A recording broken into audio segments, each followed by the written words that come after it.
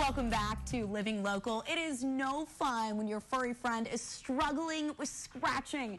To get more insight on some of those itchy problems, we're joined by Stacy Ickes with the East Moline Animal Hospital. Thank you so much for being here, Stacy. Hi, no problem. This is exciting. And we have the guest of honor. This is Darwin. Yes. And yes. little Darwin actually, well, little, big, buff Darwin is actually experiencing some itchy problems for himself. He is. He's very itchy, especially when we turn the heat on. And in the summer, he's kind of got a little bit of red eyes going on. We actually just got over an ear infection. So, yes, 'tis the season. Hard. Well, geez, you're a champ for struggling through that. So, first of all, Stacy, what is the East Moline Animal Clinic, and who do you serve? We are a local veterinary clinic. We serve the people of East Moline and beyond. We have some Davenport, LeClaire, Bettendorf, Moline, Rock Island clients and patients, our little fur babies. So yeah, we serve the community. That's wonderful. Stacy, what are some signs that your pet may be experiencing some itchy problems? A lot of agitation, irritation, extreme itchiness. He is constantly itching, like his sides, the back. Some red eyes, red eyes, a little bit of goop going on in there.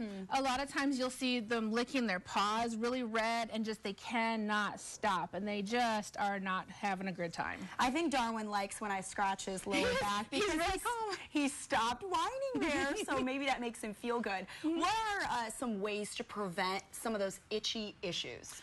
Okay, so there's a number of ways. So I brought a little bit of visual aids here. Love it. So we've got, first things first would be allergies. We've got some skin allergies from either flea allergy, food allergy, or environmental. So some of these could be the molds, the pollen, the dust in your home. They can have food allergies, which we will get into a little bit later, and flea allergies we'll also get into as well. So a lot of itchy. We can also have some acute reaction. Those are very rare. Okay. But definitely things to look for would be, like I said, the itching of the paws, the red eyes, the goopy, the constant itching, hair falling out. A lot of people are like, well, my dog's got this hot spot, or my cat's, got this itchy raw spot, and they won't leave it alone. So preventing would be, there's so many preventions.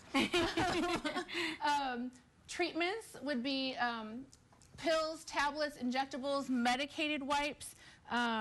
If your dog, I'm going to use my Darwin for example. Every time he goes outside, I'll take a wipe. Where'd I put it? Here it is. Just an unscented baby wipe. Okay. And I'll wipe him down. Huh. And they're like, oh, this is great. I'm getting a nice setting. But I'll wipe him down.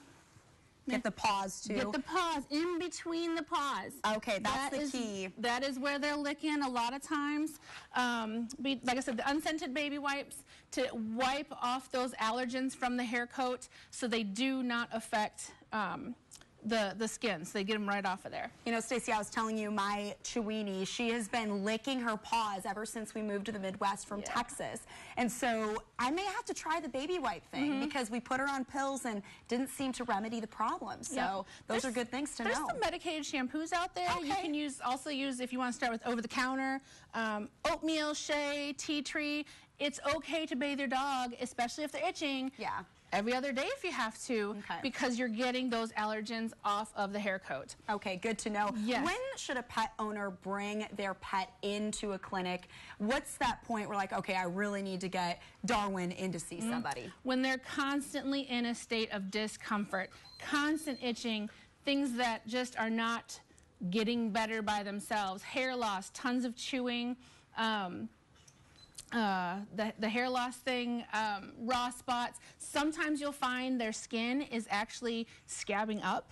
And sorry to gross you out, but well, hey, it happens. Yeah. Just a lot of the ultimate discomfort. Get ahead of it before you get too far behind, and it's pills and wipes and shampoos and constant trips to the veterinarian. That's great advice, Stacy. Now, what can we be feeding our pets to prevent itchy problems? So, for example, a higher quality food. I personally didn't understand the high quality issue when I first started feeding my dogs.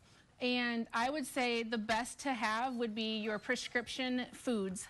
from a local veterinarian because it brought down the joint inflammation in my boxer at home.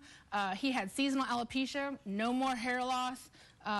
It just settles better in their tummy. They have less reactions or sensitivities to food. And definitely no people treats, no human food. No table scraps. Sorry, Darwin. No table scraps. A lot of people show their love by feeding them, and that's okay.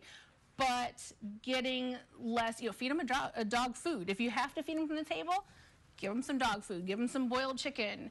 But yeah, definitely limit the people human food. Yeah, they say you are what you eat. That applies for humans and our pets as well. It does. It does. I actually wanted to kind of go over a true and false questionnaire I with would you. love it. Let's do it, Stacy. Okay. So I'm going to... So number one, I want to kind of do some common myths. Am I going to be quizzed here? You are totally going to be quizzed. Okay, bring it up. Pop quiz. Okay, so true or false? My pet isn't outside long enough to get fleas, or is just an indoor pet? False. Yes, you can bring fleas on you. Fleas are a parasite, a blood-sucking parasite. So as long as you have blood, you are susceptible. True or false? Fleas only live on my pet, not in my house.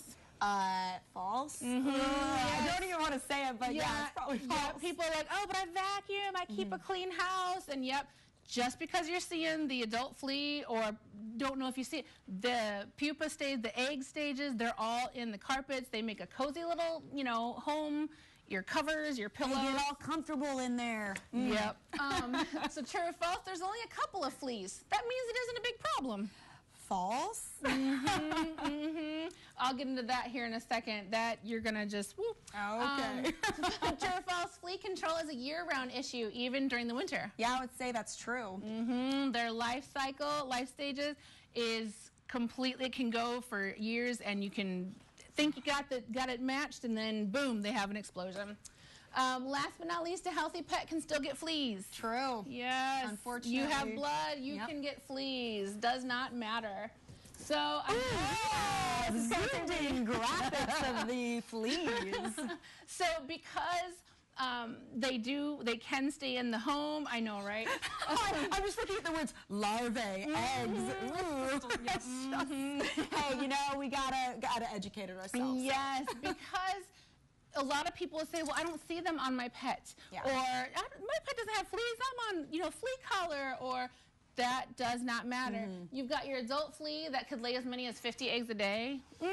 And after she hatches from the pupa stage, in a couple of days, she can start laying eggs. Oh my God. And then, of course, they hatch into the larva. Sure. But here, this is only... Darwin is giving Stacy's mom. Hey, I'm still here. Yeah, don't forget me, Mom. So the adult flea only represents about 5% of the population in your house. Oh, wow. Only 5%. The eggs literally represent about half of the entire population in your house. The larva, you're at 35%. That's where you will see a lot of that flea dirt, the little black and crusties and yuck that you're pulling off of there. Take a flea comb. Oh. Right. And you kind of go upward. Okay. On the back here, they love to hang out here. I was like, Darwin, I'm not sure about that, Mama. Right, I know, right? What did I do? So you take a napkin. Okay. After that, and you check it out, and he's got nothing. It's just hair. You'll find a lot of little black. You probably find some little itty bitty white eggs. Some fleas possibly, but you're clean, buddy. And then after about 5 to 20 days, they do their pupa stage. Only about 10% are here in this entire house. So that's why it is a big deal to get on some good flea control. Stacy, thank you so much for the information. It was very helpful. And Darwin, thank you for being a champ and hanging out with us here on Living Local. We appreciate it. For more information on the East Moline Animal Clinic, you can check out the information that's on your screen. They have their address, their phone number, their website, and their Facebook page. We also have all of this information posted on Living Local on ourquadcities.com. Stay tuned. More Living Local is next.